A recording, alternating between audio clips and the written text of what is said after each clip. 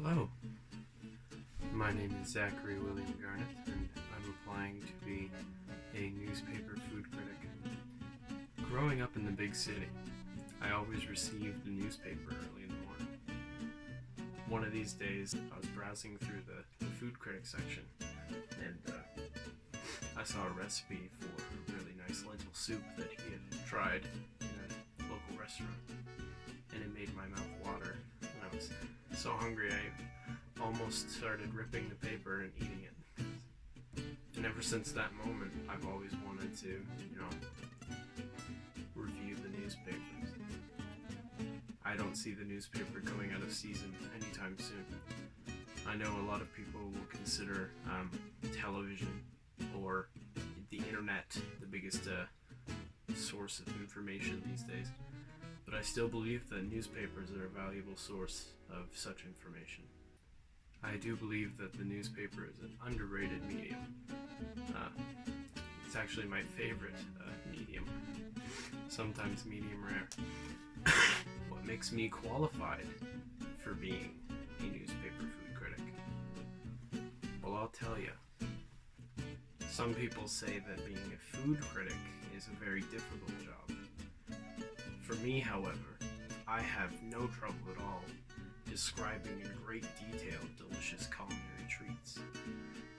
In fact, it is my passion to share with the world in local cities the best food that you can get. I'm very hip with the modern scene, things like vegetarianism, pescatarianism. I cook a lot. I like to incorporate tons of different flavors and variety into my meals.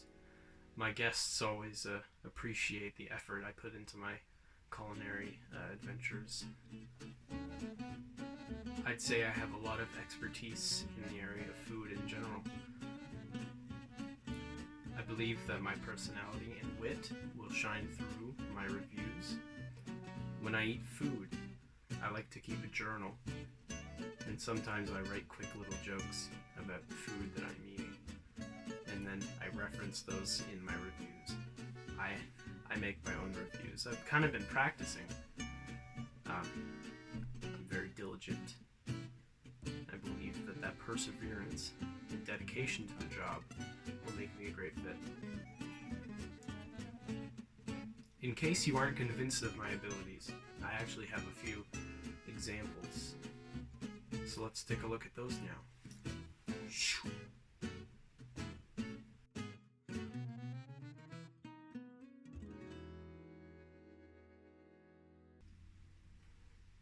Hello. As always, I have my trusty cat companion by my side. Today I'm going to be reviewing this Sobeys flyer. As you can see, there's a lot of great selections, including what looks to be a tasty hamburger and some delicious plump strawberries. I won't be sampling the chicken because, as you can see, it's quite raw and I don't want to get sick. I believe I'll start with the hamburger. Get ourselves a good bite lined up.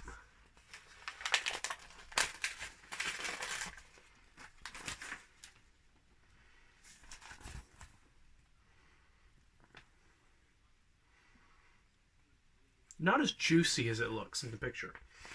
Gotta say, the bacon tastes delicious though. That's the standout to me. The buns are soft. The cheese is melted quite nicely. Crispy lettuce. A little too much ketchup for my liking, that's another thing. Overall, it's a pretty good burger. And of course, if we're gonna have a savory meal, we're gonna have to finish off with something a little sweet. Let's move on to the strawberries. As you can see, they look very plump and delicious. So let's get ourselves a bite of that.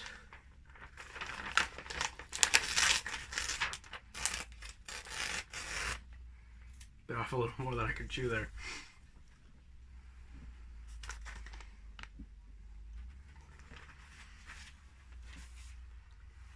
Now see, The strawberries are interesting because normally you'd expect them to be very juicy, but to me, these strawberries are quite dry.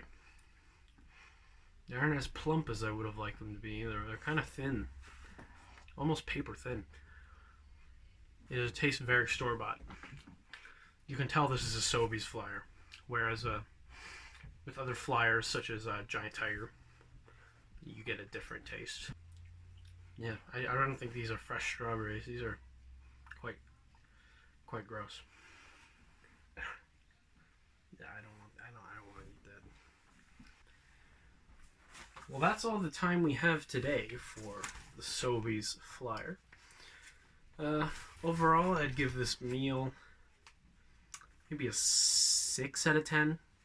Something 6 or 5. 5 or 6. Strong 5, light 6 out of 10. Would I recommend it? I don't know. Maybe. I tend to like Atlantic better when it comes to the big supermarket chains. Their flyers usually have a lot more brightness to the flavor. But it was edible, you know.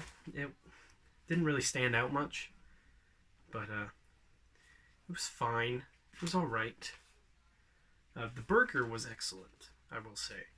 But it was not a very memorable meal in general. Thank you for watching.